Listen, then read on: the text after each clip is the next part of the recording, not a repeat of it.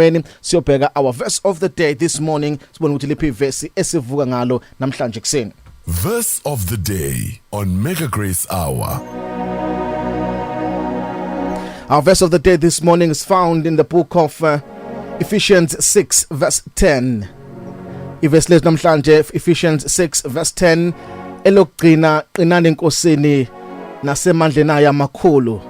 Hlomani izikhali zonke zikaNkuluNkulu ukuze kube nibe namandla okumelana namaqhinga kaSathane. Lona verse namhlanje kusena sivuka ngalo kodwa ngiyithanda ingxenye yokuqala leli verse elokugcina bazalwane Qinani eNkosini nasemandleni ayo amakhulu.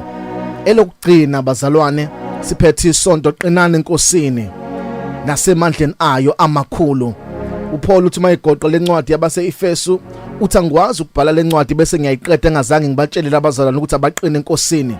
Uthi ke esekubhale konke sekusho konke incwadi yama Ephesians uthi kodwa lokugcina Qinani eNkosini nasemandleni ayo amakhulu. Angazi namhlanje kuseni ukuthi ubhekene nani, angazi namhlanje ukuthi udlula kwini, angisazi isimo sakho, angazi ukuthi yini ekukhalisayo, angazi ukuthi yini le elusana nempilo yakho, kodwa nanka amazwi namhlanje kuseni ngicela ukunikeza wona ngaphambi kokuqala usuku. Qina eNkosini. Ngiyacela ubuyelwe yithemba uqine umisibindi. Nomuzi ukuthi akusameki kodwa qina eNkosini. Nomuzi ukuthi akusahambeka akusavuma ukuthi phambili ongenani gaqa ngamadolo kodwa ungavuma ukuma, ungavuma ukuphosa ithawula. Elokugcina bazalwane Qinani eNkosini. Ongenani singafika eNkosini sihamba ngamadolo noma sihamba ngesisu, as long as siyoqina sime size sifike la sifuna ukuya khona. Asikwazi ukuphosa ithawula manje, asikwazi ukugive up manje, kodwa sonyamezela, sobambezela size sifike ngoba mase kuzosa kuba mnyama kakhulu.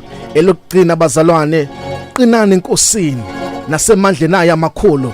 Thani ngiyofela la ebukhoneni bukaNkuluNkulu noma ngafika imvula engakanani kodwa ngeke ngiyakaze. Ayikho into eyongisusa neyongiyakazisa. Ngizoqina ngibambelele kuze kube sekuphetheni. Elokugcina Qinani eNkosini nasemandleni ayo amakhulu. Ngiyazi kunzima, ngiyazi ukuthi kubuhlungu, kodwa ngicela uqine namhlanje kuseni eNkosini nasemandleni ayo amakhulu. Iyakubona inkosi, iyayibona nenyembezi zakho, iyalibona nosizi lwakho. Qine eNkosini.